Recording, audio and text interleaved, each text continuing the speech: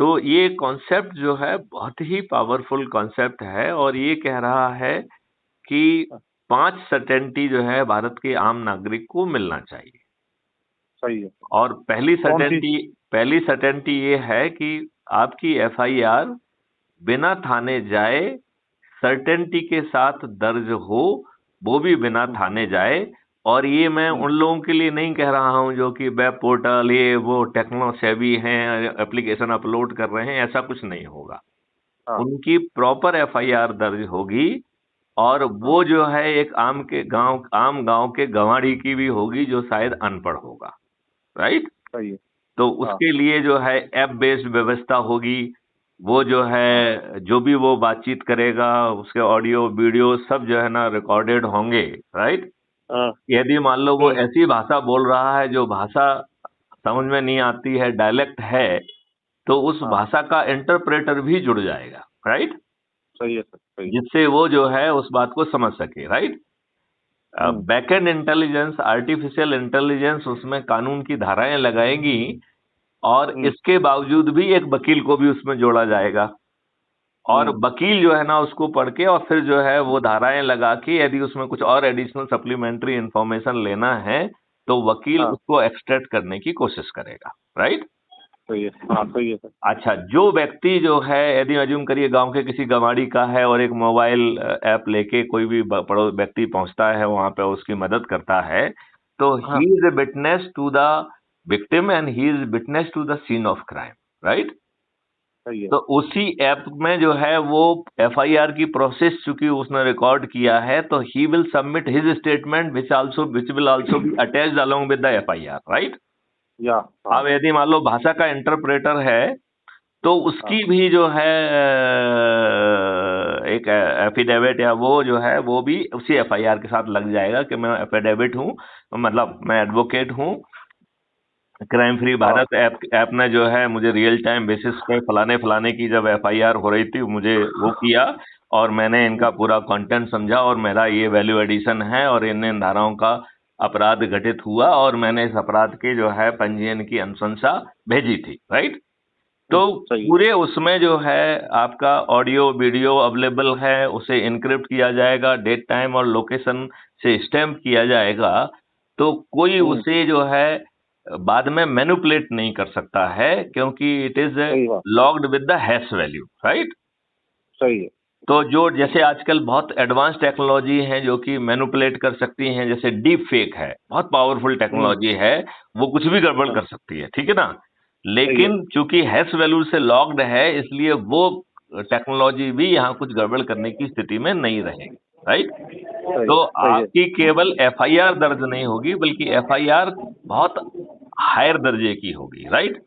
अब जैसे जो व्यक्ति ऐप लेके जा रहा है अब उसमें थोड़े से डिवाइस हम उसके यदि मोबाइल ऐप में लगा देते हैं तो वो 3D फोटो ले सकेगा, वो मेजरमेंट ले सकता है, तो वो इंजुरी जो है कि मेजरमेंट वगैरह लेके उसे भी एफआईआर के साथ लगा देगा, राइट। उसकी एक कॉपी जो है वो डॉक्टर के पास भी भेज देगा जिससे डॉक्टर जो है ना कभी फर्जी रिपोर्ट देने की उसकी हिम्मत ना हो। हाँ, सही है। तो हम जो है एक बहुत पावरफुल चीज जो है ना कर सकते हैं। तो पहली सर्टेनिटी है कि registration of FIR without going to thana, that too जो है ना 1000 टाइम मोर जो है powerful FIR than present day FIR which is being recorded by any police officer, ठीक है ना। अब जो है हमारे भारतीयों के साथ एक बड़ी प्रॉब्लम है कि आप उनको जो भी झुंझुना दो उसका दुरुपयोग करने से वो बाज नहीं आ सकते, चाहे वो आरटीआई हो, चाहे ये हो, चाहे वो हो। तो कोई किसी के खिलाफ झूठी एफआईआर दर्ज ना कराए तो वही ऐप जो है the moment it will identify कि झूठी एफआईआर है वो कंप्लेनेंट को भी उसी सर्टेनिटी के साथ प्रोसिक्यूट करेगा। सही है।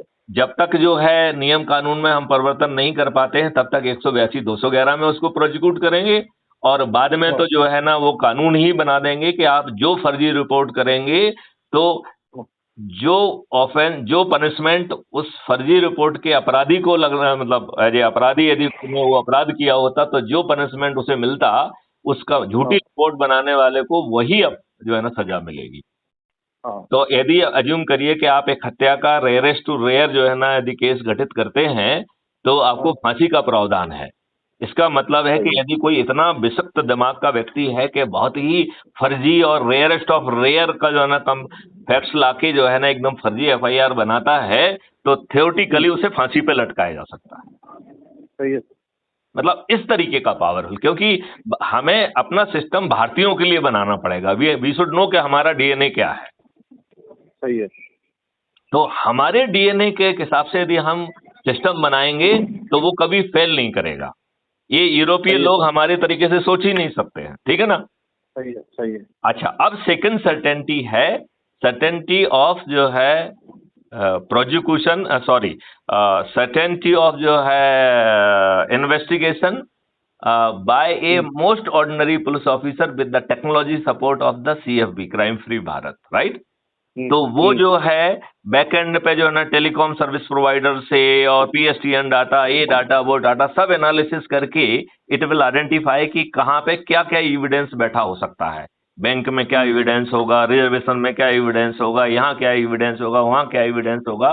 वो सब एविडेंस जो है लॉफुली 91 सीआरपीसी का यूज करके एक्सट्रैक्ट करके और उसको डेट, टाइम और लोकेशन से इनक्रिप्ट करते हुए और उसको हैश वैल्यू से लॉक करके पुलिस को जो है ना अवेलेबल करा देगा, कोर्ट को भी अवेलेबल करा देगा, जिससे नोबडी कैन मैनिपुलेट इट। सही है। राइट। अब आप ये देखिए, वो साथ में 65B का सर्टिफिकेट भी क्रिएट करेगा रियल टाइम पे, राइट। तो वो उसकी एडमिसिबिलिटी, इलेक्ट्रॉनिक एडमिसिबिलिटी की जो जितनी भी चीजें हैं वो भी कंप्लाई होंगी, और जो काम जो कर रहा है उसकी गवाही पुलिस नहीं देगा, राइट। तो जैसे एज्यूम करिए सिस्टम ने एक्सपर्ट किया और उसे यदि कोर्ट में प्रूव करना है तो system expert will go and prove it. अभी क्या होता है कि आप ये देखेंगे कि पुलिस वाला हर चीज को प्रूव करने बैठ जाता है और एडवोकेट उससे जो है ना कुछ ट्रिकी सवाल पूछ के उस एविडेंस को संदिग्ध बना देते हैं, और वो पुलिस वाला अपने अल्प ज्ञान के कारण कुछ भी हाँ नहीं बोल देता है, और advocate could create doubt in the mind of the court successfully. मेरी एक सजेशन है सर इसमें जी। अगर आप इन्वेस्टिगेशन एजेंसी को इस होम डिपार्टमेंट से फ्री नहीं करोगे तो कभी इम्पार्शियल इन्वेस्टिगेशन हो मैं तो ये कह रहा हूं कि भारत का हर नागरिक पुलिस ऑफिसर है, तो police officer will become a additionality, right. किसी को चालान पे सिग्नेचर करना है, अदरवाइज एविडेंस तो जो है ना हम एक्सट्रैक्ट करके दे रहे हैं। वही क्राइम फ्री भारत जो है ना, स्टेटमेंट तो कैसे होगा एविडेंस एक्ट? कैसे वो एविडेंस एक्ट में एडमिसिबल कैसे होगा? वो तो आज एडमिसिबल है भाई। यदि मान लो क्या फैक्ट हैं, वो फैक्ट कोर्ट के चालान के साथ लग जाते हैं और वो व्यक्ति आके गवाही, पुलिस तो 161 का स्टेटमेंट लेगी, दफा 27 की डिस्क्लोजर नहीं है। लेकिन यदि हम डिजिटली अपना स्टेटमेंट जो है ना पुलिस के पास भेज रहे हैं तो वो उसे लगाना पड़ेगा। उसके आधार पर जो है ना वो अपना आगे लिख दे कि ये डिजिटल में जो प्राप्त हुआ है, जो मैं यथावत संकलन कर रहा हूँ। जब तक ये सर लॉ नहीं बनेगा, नहीं पुलिस ऐड नहीं करेगी, कभी नहीं करते हैं। देखो, मेरा ये कहना है कि हमें लॉ बनाना चाहिए, लेकिन इसलिए तो हमने लॉ का ड्राफ्ट वगैरह भी भेजा है, राइट। हाँ, जब तक लॉ नहीं बनेगा नहीं। देखो मेरी बात ध्यान से सुनो। आप तो मेरा छोटा सा सजेशन है ना, आप तो बड़े अनुभवी आदमी हो देखो इस फील्ड के, लेकिन आप बिल्कुल सही कह रहे हैं कि हमें जो है इनेबलिंग प्रोविजन करना चाहिए। हमारा जो आज का कानून है ये तो अंग्रेजों ने गुलामों के लिए बनाया था। अंग्रेजों ने जो पुलिस बनाई थी वो गुलामों के लिए बनाई थी। तो आज की पुलिस भी 1861 के पुलिस एक्ट से गवर्न हो रही है, और हमारे राजनेताओं को ये 1861 की पुलिस बहुत पसंद आ रही है। उसमें कोई भी सुधार करने के लिए वो तैयार नहीं है। अच्छा, आप वकील साहब ये बताइए, 2006 में सुप्रीम कोर्ट ने एक माइल जजमेंट दिया कि नहीं दिया, माइलस्टोन जजमेंट दिया, जिसमें उन्होंने आर्टिकल 142 के तहत 7 बिंदु का जजमेंट दिया कि कैसे पुलिस में पॉलिटिकल इंटरफेरेंस खत्म हो जाएगा, राइट। आपने जरूर जो है ना आपके ज्ञान में, संज्ञान में होगा ये सुप्रीम कोर्ट का जजमेंट है आपके संज्ञान में? हाँ सही है, यह ध्यान है मुझे। हाँ ठीक है, लेकिन इम्प्लीमेंट कहाँ हुआ सर? गवर्नमेंट अब मैं नहीं, उसकी इम्प्लीमेंटेशन के ऊपर मैं अब बोल रहा हूँ मैं ये हाँ कह रहा हूं कि 2006 से 2016 के बीच में इसका इम्प्लीमेंटेशन हमारे राजनेताओं ने इतने घटिया ढंग से किया है कि पुलिस हाँ में इंटरफेरेंस तो छोड़िए, पुलिस का सिपाही से लेके डीजी आज पॉलिटिकल मेहरबानी से पैदा पोस्ट होता है, पॉलिटिकल हाँ। मेहरबानी से ही वो अपने पद पर रह सकता है। और पुलिस पर अब राजनेताओं का कंट्रोल 100% हो गया, इंटरफेरेंस तो छोड़ दीजिए आप। सीबीआई, ईडी और रा भी इस्तेमाल कर रहे हैं, इसका कोई तोड़ अभी तक नहीं निकला। मतलब जो एजेंसियां हैं वो सत्ताधारी पार्टी की सपोर्टेड एजेंसी हैं। अच्छा, आप एक चीज बताते हैं, ये जो आप जो सत्ताधारी कह रहे हैं, ये कह रहे हैं, हम तो कह रहे हैं कि ये जो है व्यवस्था षड्यंत्र पूर्वक जो है हमारे प्रथम प्रधानमंत्री ने हमारे ऊपर थोप दी, जिसके तहत ट्रांसफर ऑफ पावर हुआ, और वो भी एक एक्ट के माध्यम से जो 17 जुलाई 1947 को ब्रिटिश पार्लियामेंट में पारित हुआ, और उसके तहत पावर ट्रांसफर हुआ गोरे अंग्रेजों से काले अंग्रेजों को, वो भी उस व्यक्ति को जिसको 0 वोट मिला था वर्किंग कमेटी में। हाँ बिल्कुल। आप ये ये आप ये एक आप ये आप ये बताइए, आपने गांधी फिल्म देखी है? गांधी फिल्म में जो है गांधी जी ने पटेल से कहते हैं कि भैया बेटा तुम ही मान जाओ, क्योंकि नेहरू नहीं मानेगा। तो मैं ये पूछ रहा हूँ, नेहरू भूल जाए की तोप है क्या? यदि उसे 0 वोट सही बात। मिला है तो वो क्यों नहीं मानेगा? हाँ, क्यों नहीं मानेगा, ये बताइए ना मुझे। मानना चाहिए था, लेकिन जानबूझ के नेहरू का पक्ष लेना था उस आदमी को। नहीं, इसका मतलब ये है कि एक व्यक्ति जो कि उस बात के लिए जनतांत्रिक तरीके से नहीं था, ऐसे व्यक्ति को यदि आप बनाएंगे और वो जो है सर मेरी बात सुनो, 1939 के कांग्रेस अधिवेशन में निजली उसको सीताराम मैया और सुभाष बोस को, 2 कैंडिडेट के बीच कांग्रेस अध्यक्ष का चुनाव था। गांधी का सीताराम मैया कैंडिडेट था, उस आदमी की जमानत जब्त हुई, सुभाष बोस फुल मेजोरिटी से कांग्रेस अध्यक्ष बने। और गांधी जी ने उसका कहा मैं अपोज किया कांग्रेस और का गांधी जी बाइकआउट को उसे करूंगा। त्याग पत्र देना पड़ा और उसे भागना पड़ा देश छोड़ के। हाँ, गांधी ने कहा मैं बाइकआउट करता हूँ कांग्रेस का। गांधी का डेमोक्रेसी में एक ही दिन नहीं था। तो मैं ये कह रहा हूं कि गांधी जी जो कि कांग्रेस के सदस्य भी नहीं थे, उन्हें इतना दखल देने की इजाजत हम सब लोगों ने दे दी।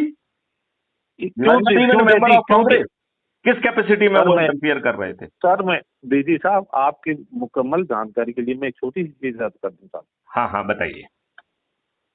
अंग्रेज हमारे लिए भगवान बराबर आए। अगर अंग्रेज नहीं आता तो इस देश से सती प्रथा का अंत नहीं होता, देवदासी का अंत नहीं होता, सरक पूजा का अंत नहीं होता, आईपीसी सीआरपीसी नहीं आते, मेघालय की शिक्षा प्रणाली नहीं आती। हमारे लिए तो शिक्षा के दरवाजे बंद थे।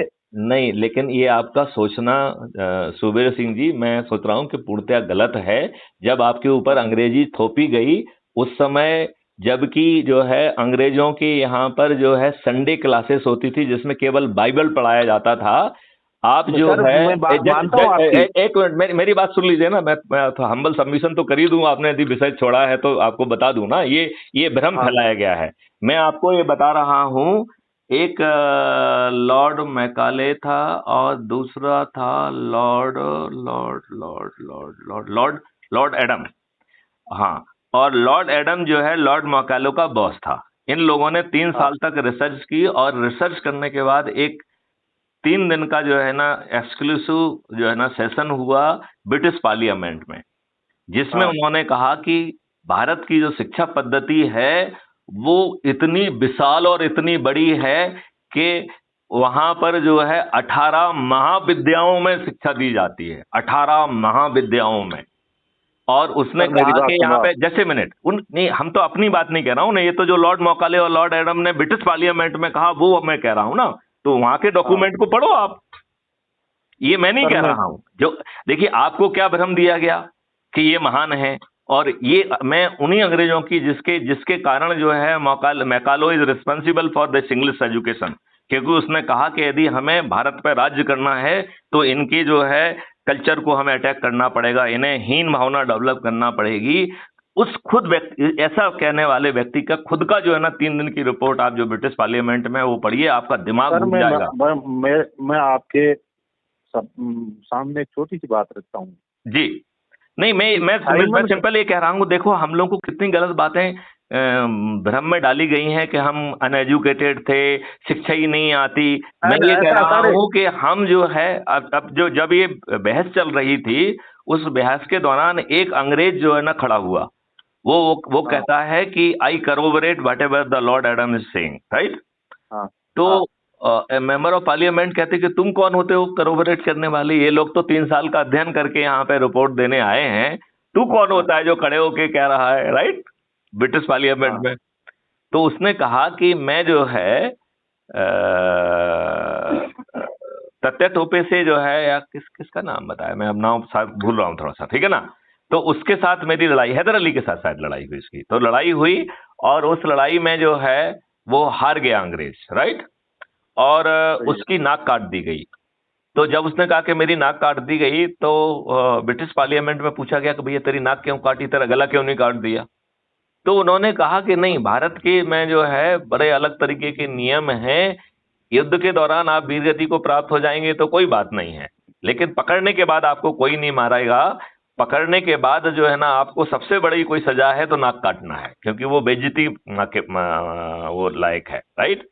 तो फिर उसने कहा कि साहब मेरी नाक काट दी गई थी, उस नाक को लेके जो है उस समय जो है बेलगाम में कोई बहुत बड़ा जो है गुरुकुल हुआ करता था, वहां पे वो पहुंचे जहां पर उसकी प्लास्टिक सर्जरी की गई, और उसने ब्रिटिश पार्लियामेंट में कहा कि can any one of you make out कि हमारी प्लास्टिक सर्जरी हुई है। मतलब 1835 में ब्रिटिश जो है इस लेवल की जो है ना सर्जरी भारत में अवेलेबल थी, कि जिसको प्लास्टिक सर्जरी आप कहते हैं। तो ऐसी 18 महाविद्याओं में हमें प्रकांडता प्राप्त थी, और उसने लिखा है कि इसमें कितना मोर देन 50% जो है, जो उसके उन गुरुकुलों के जो प्रिंसिपल थे दे वेर लेडीज। तो सर मेरी बात सुनो, 1800 पहली जो महिला शिक्षक हुई थी सावित्रीबाई फुले हुई। मैं ये कह रहा हूँ ज्योतिबा फुले ने महाराष्ट्र में, जब हमें तो देखो आप अंग्रेजों वाली बातें कर रहे हैं आप तो, जो है मैं तो ये कह रहा हूं कि जो इन अंग्रेजों ने रिपोर्ट बना के भेजी, जिसके आधार पर अंग्रेजी का जो है ना एजुकेशन सिस्टम आपके ऊपर थोपा गया, और आप प्रकांड पंडित बने रहे, आप उस दिन से इलिटरेट हो गए हैं, जिनके कारण ये हुआ है। मैं तो उस खुद की रिपोर्ट कह रहा हूं, कुछ ने ब्रिटिश पार्लियामेंट में क्या रिपोर्ट प्रस्तुत की। ये कोई हम अपने मन की बात नहीं कह रहे हैं, ये मैथिली शरण गुप्त नहीं कह रहे हैं, ये लॉर्ड मैकालो कह रहे हैं, और वो भी ब्रिटिश पार्लियामेंट में कह रहे हैं। ठीक है सर, ये बड़ी बात है ना।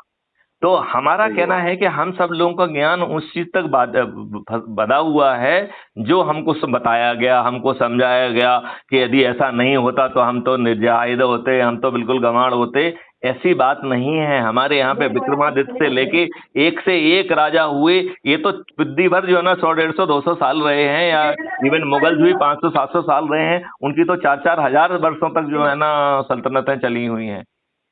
उस समय इनका अपने पर 800 साल तक तो अफगानों और मुगलों ने शासन किया, 200 साल तक अंग्रेजों ने। उसको छोड़ दीजिए, उस छोटे से पीरियड को, और वो भी उन्होंने एक छोटे से हिस्से में किया। ये जो है ना आपके ऊपर थोपा गया कि साहब वो पूरे भारत पे राज, उनका पूरे भारत पे राज था, उनका कहीं पूरे भारत पे राज नहीं था। मुगल जो है बियॉन्ड जो है ना सदर्न पार्ट में प्लेटो में गई नहीं है, बिंद को उसको क्रॉस करके उधर सदर्न पार्ट में उनका कभी कोई शासन ही नहीं रहा है। Mughal were never in the southern India.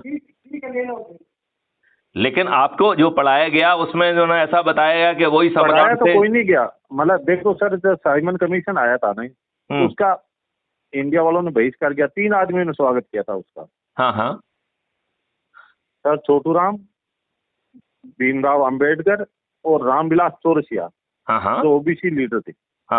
और साइमन कमीशन क्यों आया था? ये इसलिए आया था कि जो शूद्र और अछूत हैं उनको नागरिक अधिकार दिए जाएं। कुछ अशुद्ध और अछूतों को नागरिक अधिकार थे नहीं सर यहाँ, क्यों? वर्ण व्यवस्था कायम थी। वर्ण व्यवस्था में क्या है, शिक्षा का अधिकार इनको था ही नहीं। ये तो फैक्ट बात है। ये तो डिस्टॉर्शन हो गया बीच में।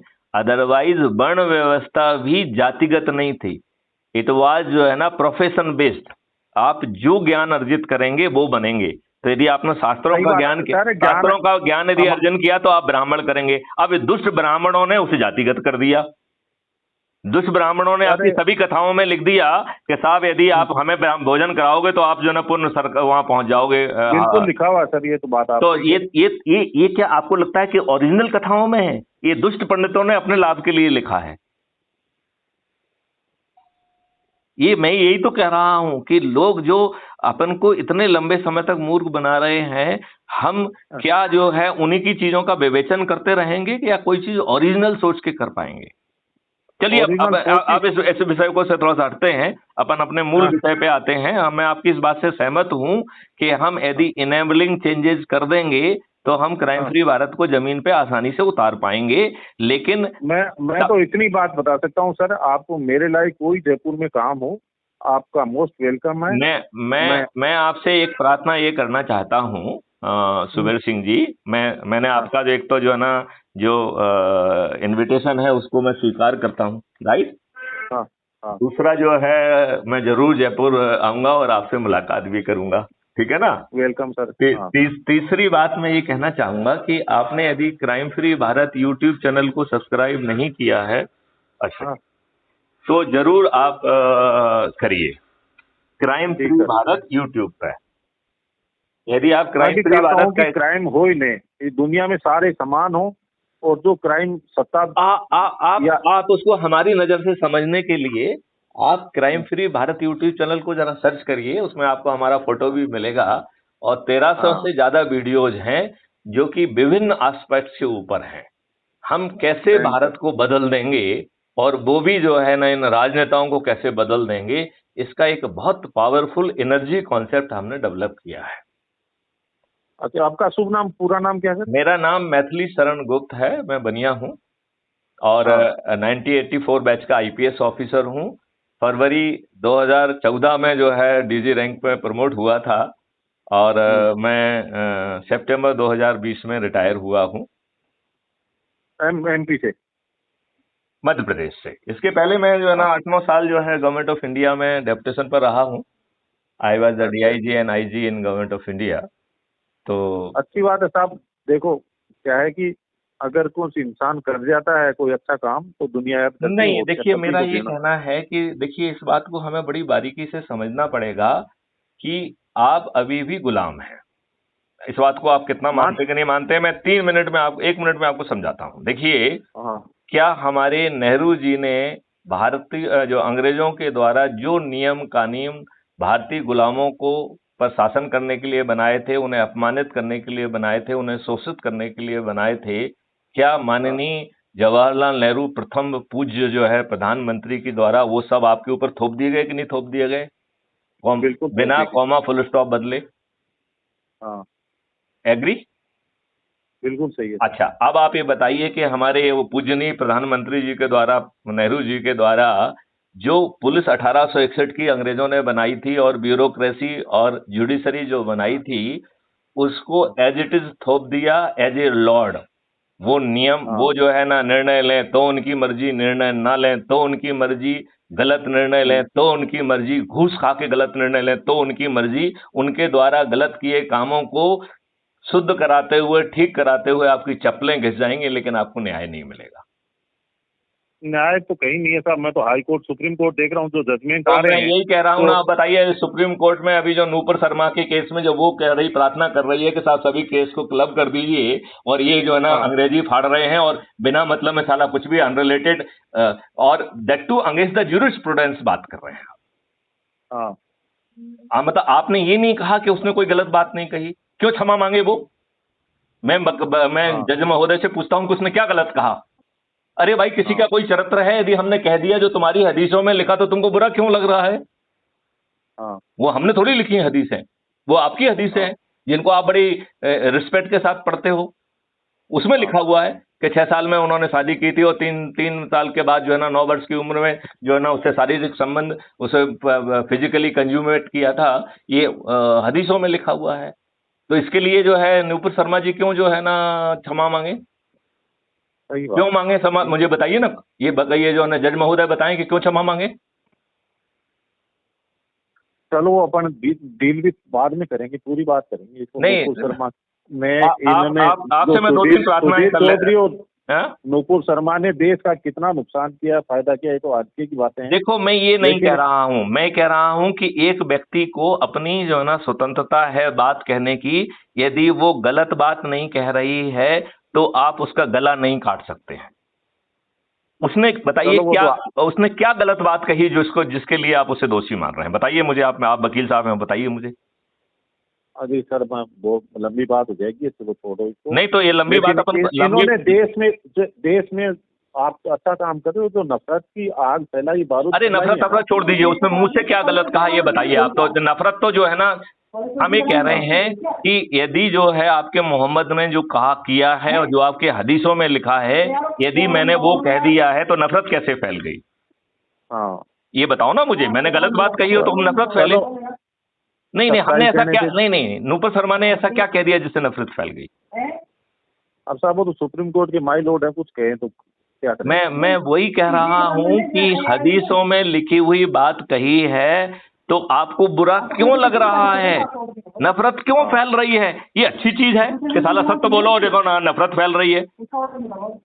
और हम तो ये कह रहे हैं। अच्छा ये बताइए मिस्टर सुबीर सिंह, मैं आपसे छोटी बात पूछ रहा हूं, आपको आर्टिकल 25 का फंडामेंटल राइट अवेलेबल है कि नहीं है? हाँ या नहीं? बिल्कुल अवेलेबल। इसका मतलब है आप अपनी श्रद्धा और कॉन्शियस के हिसाब से जिस धर्म को चाहें वो मान सकते हैं और प्रचार कर सकते हैं। ये है कि नहीं है? बिल्कुल है। तो फिर मैथिली शरण गुप्त जाके आपके गर्दन पे जो है ना तलवार रख के कैसे कह सकते हैं कि तुम मेरे धर्म को मानो, नहीं तो जो है ना तुमको मैं काफिर कहूंगा और तुमको साला मार दूंगा, तुम्हारा सर कलम कर दूंगा और हमें जन्नत मिलेगी और 72 हूरें मिलेंगी। व्हाट इज दिस बकवास? क्या ये बकवास जो है एक संज्ञेय अपराध नहीं होना चाहिए जो हमारे फंडामेंटल राइट से इंटरफियर कर रही है? तो ये कानून क्यों नहीं बनाते हैं? क्यों नहीं बनाते हैं कानून? बना देंगे सर। 2024 में शायद हिंदू राष्ट्र डिक्लेयर करने का है इसका, इनका गवर्नमेंट का। अरे ये नहीं बनाएंगे तो मैथिली शरण गुप्त बनाएंगे, आप चिंता मत करिए। मैथिली शरण गुप्त इस भारत देश को बदलेंगे, मैं आपको बता रहा हूं।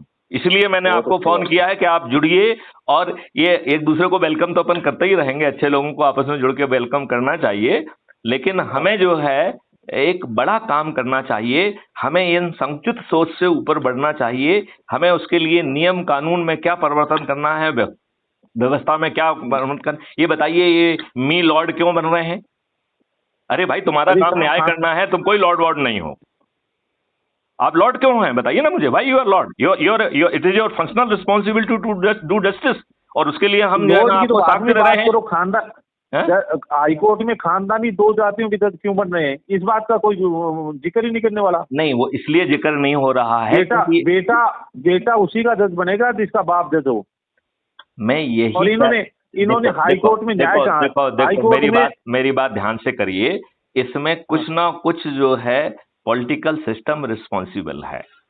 आप ये बताइए कि अल्टीमेटली क्या कोई व्यक्ति जो है बिना पॉलिटिकल मेहरबानी के जज बन सकता है क्या? That panel is approved by the chief minister.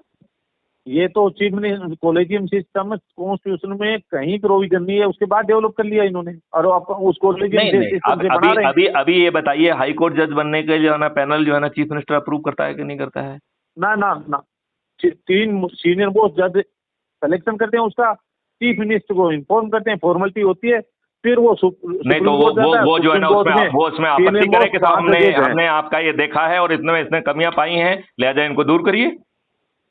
कहाँ दूर करें? जुडिशियल रिफॉर्म बिल कहाँ पेश हुआ? ओबीसी की जनगणना कहाँ हुई? कुछ नहीं हो रहा। मैं ये कह रहा हूँ कि रिफॉर्म जो है, यदि ये इसलिए नहीं कर रहा है क्योंकि इन्होंने जो है ना, जैसे जो म्यूजिक के घराने हैं ऐसे ही जो है जुडिशरी में घराने बन गए हैं, तो ये घरानों की प्रथा हमें नियम कानून के माध्यम से बदलना होगी। नियम कौन बनाए? नियम बनाने वाले ये हैं। नियम बनाने वाले पार्लियामेंट में बैठे हुए हैं, और हम जो है ना इनको छोटा करें। ने तो बनाया था जुडिशियल रिफॉर्म एक्ट, उसको स्टेप डाउन कर दिया इन्होंने। हम ये कह रहे हैं कि इनके इस पावर को अमेंड कर दो साला। पावर तो अब अमेंड हो गया ना। ये तो मतलब आप ये सोचो, देखो मेरा ये कहना है कि ये कोई जो है व्यक्ति जो है वो जो है भारत के जो है उसको गिरवी नहीं रख सकता है, लॉर्ड नहीं रह सकता है, और उसको बदलने के लिए पार्लियामेंट बना है जो कि संविधान को भी बदल सकता है। मेरी बात सुनो, पार्लियामेंट अब बदल रहे हैं शायद संविधान। अरे यार वो पार्लियामेंट में कौन लोग बैठे हुए हैं? हाँ, अभी जो है 42% क्रिमिनल्स हैं, जिसमें 29% क्रिमिनल्स जो है ना बहुत सीरियस ऑफेंसेस के जो है ना लोग हैं, वो जो है ना 29%। वो दोनों पार्टियों में शरीक हैं, चारों पांचों पार्टियां। पार्टी आर्टी भाड़ में जाए, हम तो ये कह रहे हैं कि पूरा सिस्टम जो है ना ऐसे गधों को जो है वो सिलेक्ट कर रहा है और आप उनके सामने मजबूर हैं। सुबीर सिंह जी, हमें मजबूर नहीं होना है, हमें सशक्त बनना है। और उसके लिए मैथिली शरण गुप्त ने एक पावरफुल एनर्जी मॉडल निकाला है, जिसमें बिना किसी नुकसान के, बिना कहीं चंदा दिए, बिना कहीं कोई नियम का उल्लंघन किए, हम इस व्यवस्था को बदलने की शक्ति प्राप्त कर सकते हैं। आप जो है क्राइम फ्री भारत, आप क्राइम फ्री भारत को देखिए, उसको सब्सक्राइब करिए। मैं आपसे प्रार्थना करता हूं कि आप उसमें जो वीडियोज हैं अपनी सुविधा के हिसाब से 1-2 वीडियो देखिए, उस पर अपने कमेंट लिखिए, लाइक करिए, और हर दिन 10 लोगों को जो है अपने ऊर्जा मॉडल पे जो है ना जोड़िए। और आपसे जो जुड़े लोग जिनको जोड़ेंगे, जब आप कहेंगे तो मैं उनसे बातचीत करूंगा। और इसके लिए मैंने एक टीचमेंट ऐप जो है खोजा है, जो कि क्लास टीचर रिलेशन के लिए बना है। वैसे तो वो जो है टीचिंग के लिए बना हुआ है, लेकिन वो बहुत अच्छा ऐप मुझे लगा। तो मैं आपसे दूसरी प्रार्थना करूंगा कि आप टीचमेंट ऐप को डाउनलोड कर लीजिए, ठीक है ना? ठीक है सर, आप लिख दें, व्हाट्सएप पे मैं कर दूंगा। मैं आपको अभी लिंक भेज रहा हूं उसकी, और उसमें आपको अपना नाम लिखना होगा, मोबाइल नंबर लिखना होगा। वो कहेगा कि how you want to enroll, तो आपको स्टूडेंट के बतौर आप उसमें एनरोल कर लीजिए। और फिर बाद में जो आपसे जितने लोगों को आप जोड़ेंगे, वो हम आपका एक ग्रुप भी बना देते हैं व्हाट्सएप का, राइट? उसका हम नाम रखेंगे क्राइम फ्री भारत ऊर्जा समूह सुबीर सिंह जी, ठीक है ना? उसमें आप हर दिन 10-10 लोगों को अपने प्रभाव क्षेत्र को जोड़ो। और मैं आपसे कह रहा हूं कि 2024 में हम इस देश को बदल देंगे। और वो भी जो है ना, ये ऐसी क्रांति होगी जिसमें किसी का 5 पैसा खर्च नहीं होगा। हम रोड पे नहीं निकलेंगे, हम कोई चक्का जाम नहीं करेंगे, हम कोई धरना नहीं करेंगे, हम कोई जुलूस नहीं करेंगे। और 545 जो है मेंबर ऑफ पार्लियामेंट, वो हमारे ऊर्जा केंद्र के लोग होंगे। ठीक है सर। तो बहुत ही पावरफुल सिस्टम है। हमें केवल संकल्प के साथ में भिड़ना है और हम वो परिवर्तन को जमीन पे उतार पाएंगे। ठीक सर, थैंक्स। अभी आप कहाँ, जयपुर से तो दिल्ली रह रहे हो, कहाँ रह रहे हो? नहीं, I am based out at Bhopal. Bhopal, ठीक है। जी जी जी। वो जोगेंद्र जी का फोन आ रहा है, मैं उनका भी फोन सुन लेता हूँ, है ना? और आप जो है ये 2 बातें जो मैंने कही, इनको जरूर कर लीजिए। मैं आपको अभी लिंक भेज रहा हूँ, ठीक है ना? ओके, जय हिंद, जय भारत।